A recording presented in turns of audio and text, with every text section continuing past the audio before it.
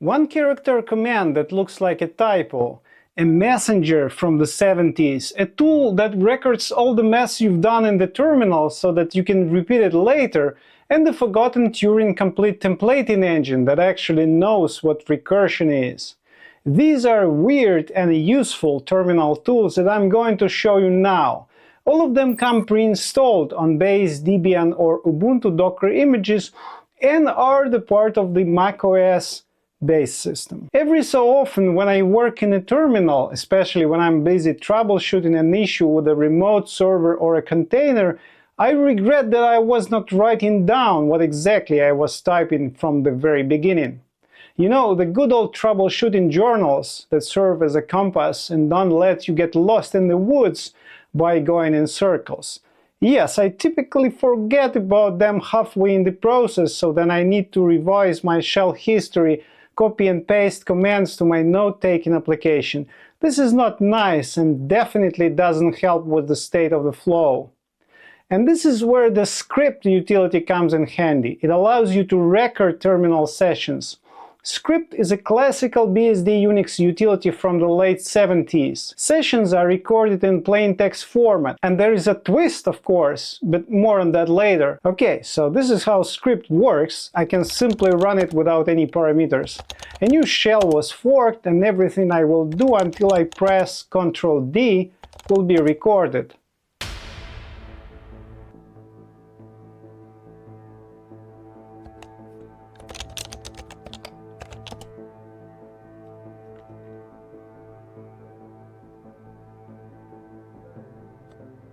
Script created a new file here called TypeScript. It is a default file name and you can of course change it. Let me show you what's inside. As you can see, it's full of terminal control sequences, and of course reading it like that is a pain. But if I add the "R" option to less, which forces the pager to try to interpret these control sequences, the output becomes readable. I can see my commands and their output, including the full screen top output. This is already very useful if you want to get back to the commands you've typed. But there is more to script. It can also record full-featured terminal screencasts. So, for example, if I want to explain something to my teammate, I can start script with the "-t" option to record not only the actual text log, but also its related timing information. And once recording is done, I can send both the TypeScript and timing files over to my teammate. Then he or she can use another tool which is bundled on Linux with the script itself, called, well, no surprise, Script Replay.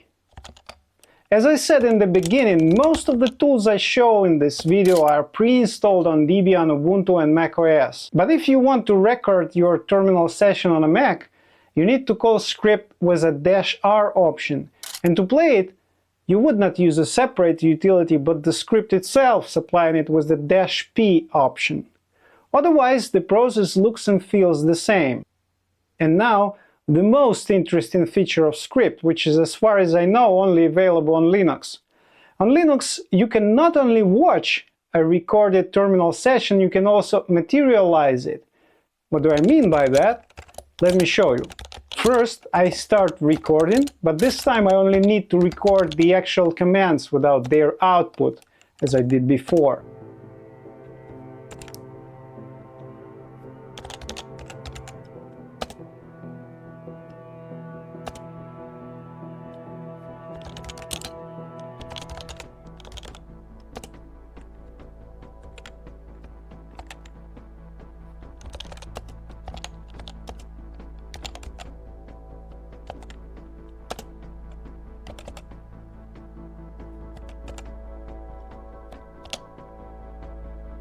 Before I go on, let me remove the artifacts produced by this recording. And now I'm going to run the script live command, feeding it with my recording.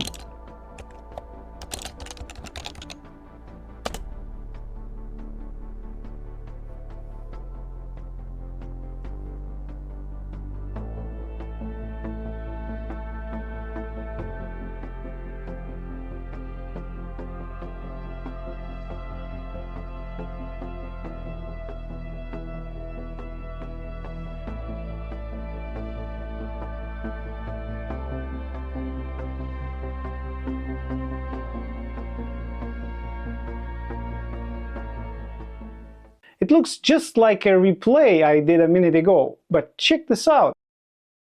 Script live actually executes everything that was recorded. Holy crap! It should go without saying that this feature can be really dangerous if you're trying to materialize this way a script recording made by someone who you do not trust. So check the input before applying.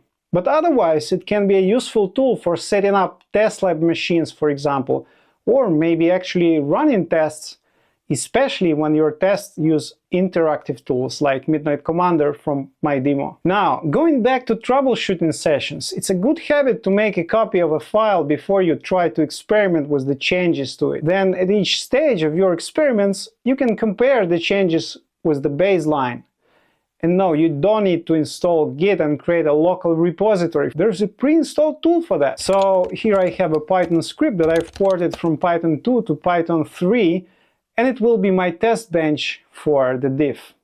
The updated Python 3 version has a .new suffix. Diff, as its name suggests, is for showing differences between text files. It has a lot of parameters and many different ways to format its output, but I use it this way for a side-by-side display.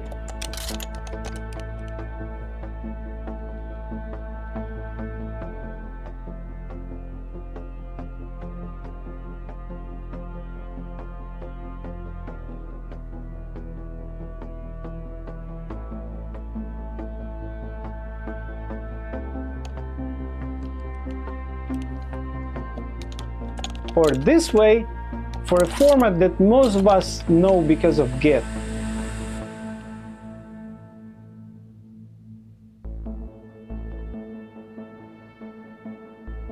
Now, if you want to make changes detected by diff actionable, there are two interesting options. The Git-like diff output, known as a unified diff, can be applied to the original file using another tool called patch.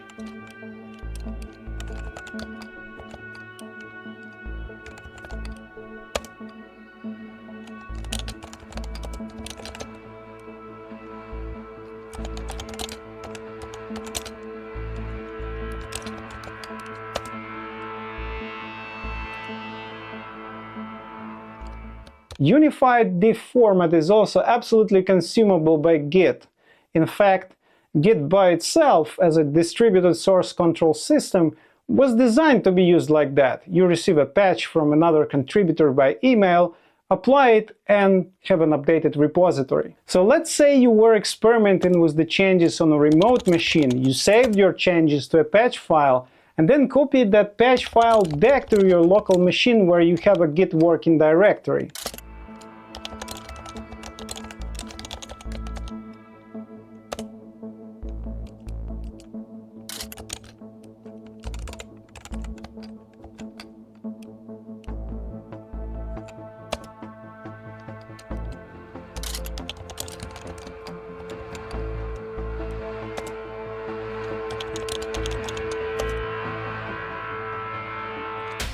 So this was the first way to make diff output actionable.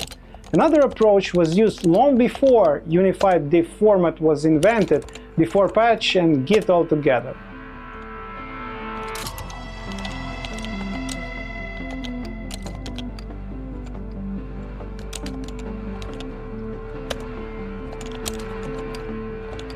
This output actually is a script for a line editor called add. This was the kind of an editor programmers used when computers didn't have monitors.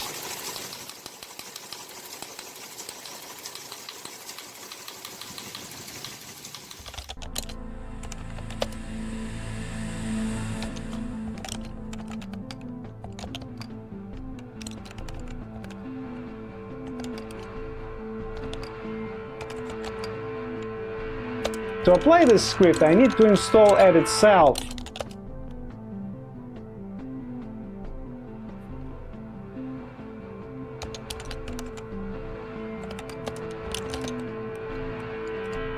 And this is how I run the script generated by diff. Echo W is needed for add to write changes to a file. Otherwise, changes are done in memory and lost when add finishes work. Now you know how text editing automation was done in the past. If you want to watch more about line editors and get a feeling of how programmers worked with code in the 70s, I have a whole video on it. Check it out.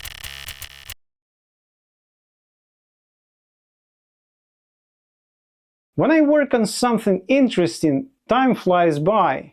But I'm not 20 years old anymore, and when I sit for too long without much movement, my body reminds me of itself with a very unpleasant lower back pain. That is why, at some point, I decided I need to use another classical tool that sysadmins of the past used to communicate with their users. My phone and desktop notifications are on mute by default. But since my work happens mostly in a terminal, this is what I can do to remind myself to move. As I said, WAL was used by Unix sysadmins to issue important announcements to their users, for example about the next maintenance window, or maybe even to express annoyance with those who use too many server resources. What the command effectively does is it sends a message to all logged in users. In my case, I see a reminder every half an hour in all terminal windows on my system. And yes, there is a way to mute WAL messages.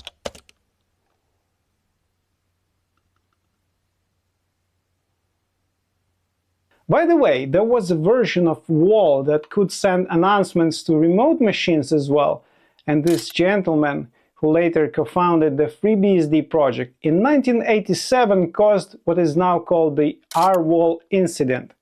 Jordan wanted to send a message to everybody on the Berkeley University network, but instead, RWAL started broadcasting his message to every host on the internet.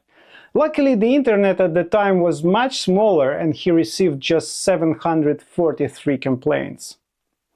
To stay focused and not to broadcast messages to the whole internet, I drink blended ritual.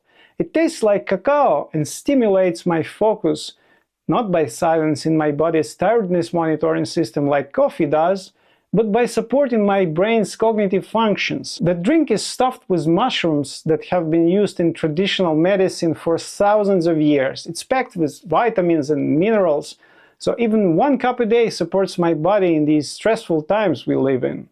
I personally do not drink coffee after lunch anymore, but my productivity is not dropping like crazy because I stir a cup of blended ritual with milk and enjoy it, all without caffeine overstimulation.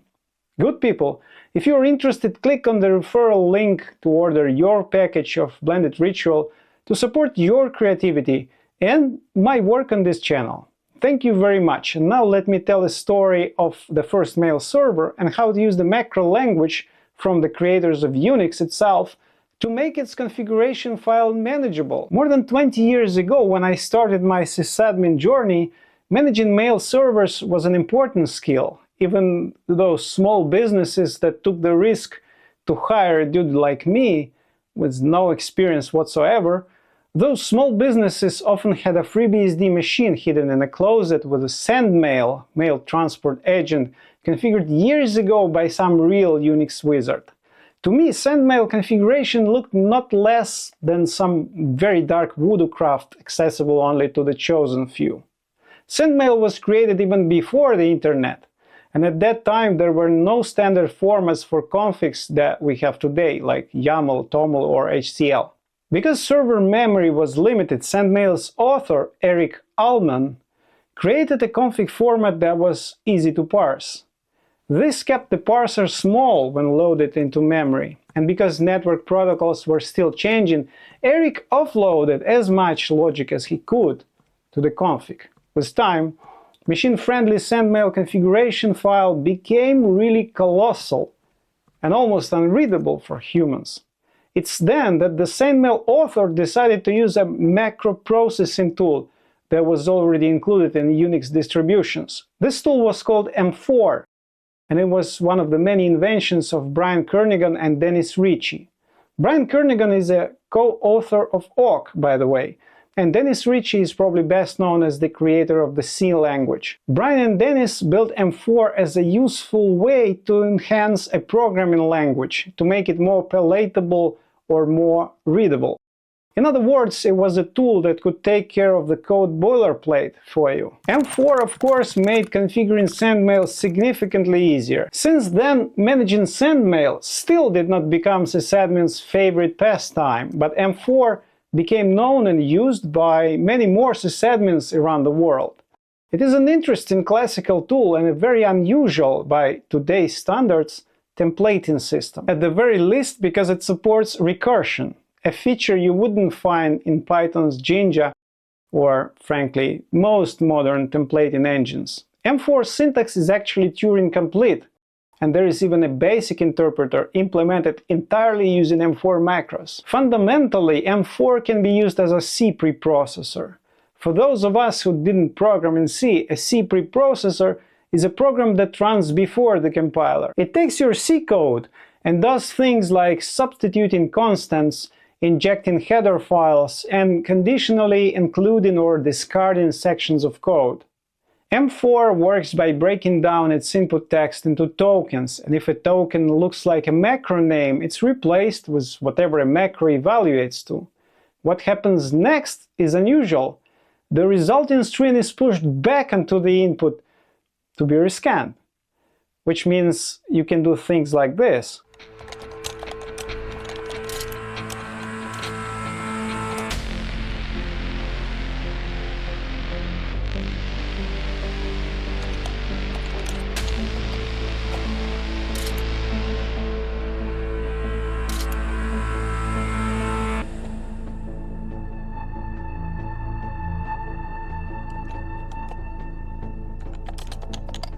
As you can see, the string world in the original text gets transformed twice. First it is replaced with viewers, then M4 pushes new string back onto the input, and then M4 starts over and finally replaces viewers with good people. DNL, by the way, means when processing this very line of input that has a macro definition, drop the new line character. If you know Python's Jinja, it's the same as the minus sign. Okay, and now it should also be clear to you why M4 uses different characters for quoting. It's needed to keep track of nested quotes. Again, because of the recursive nature of the tool. With each processing iteration, M4 peels away a layer of quoting, like an onion. Let me show you an example that is distributed with the GNU M4.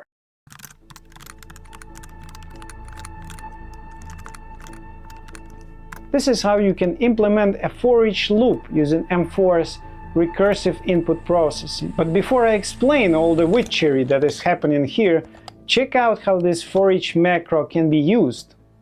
You see, I'm including the whole file with the for each definition. This works just like with the C preprocessor. The include macro is simply replaced by the contents of the file. Then there goes the usual HTML stuff, and here I define a list called gurus. And finally, I declare for each, supplying it with 3 parameters. A variable where each item of the list will be stored on iteration, then the list itself, and a string that will be generated as a result of each iteration. This is what comes out of this template.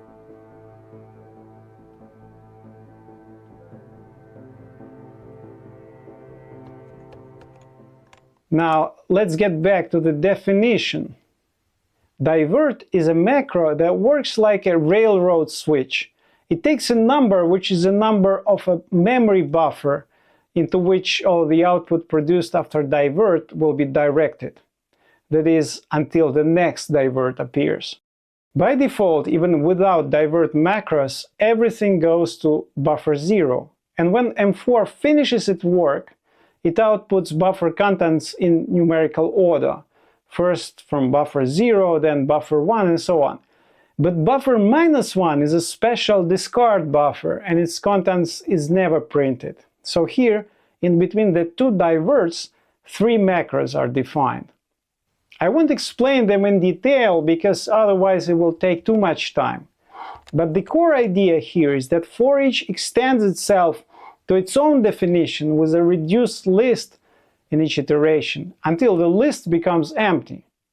The outer layer of the quoting onion is peeled off on each input processing iteration. And this is how we get another macro to be evaluated. This is a really involved piece of M4 code, and I in fact cannot say I fully understood it, but what helped me a lot is a debug mode which shows each processing step as it happens.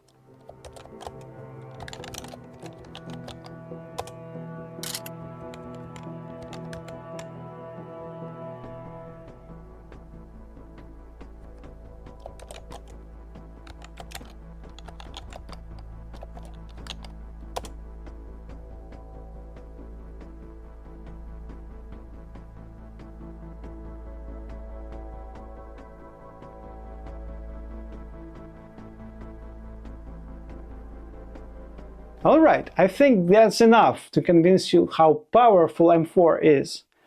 So, if you want to build your next static website without installing Node.js, Python or whatever, you can check out the many examples I've linked in the bonus materials and really tap into the classical culture of Unix with M4. Unix system programs basically, as in some sense, the building blocks with which you can create things. And the thing that distinguishes Unix system from many other systems is the degree to which those building blocks can be glued together in a variety of different ways, not just obvious ways, but in many cases very unobvious ways, to get different jobs done. Bonus materials are as usual presented as a link to my GitHub in the description below. And yeah, now you should install your very own SendMail server. The icing on today's cake is a tool that is available everywhere yet used by no one. It is a part of POSIX, a compatibility standard for Unix-like operating systems, but its functionality is covered by all the popular shells. It's a tool that is used for checks in conditionals in shell scripts.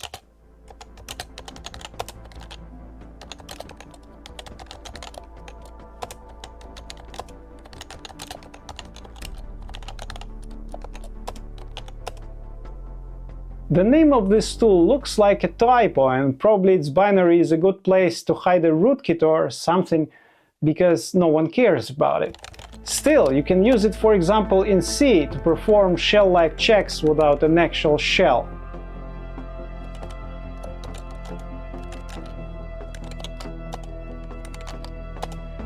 And yes, closing square bracket is required as the last argument.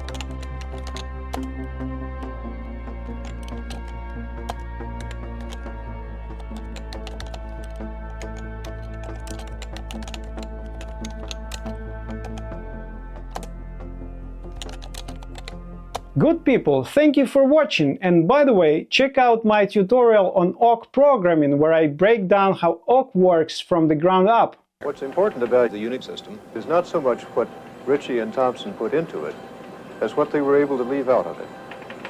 Rather than produce a large number of primitives, each one complex, they were able to choose a small number of simple primitives which could be fitted naturally together to accomplish complex tasks.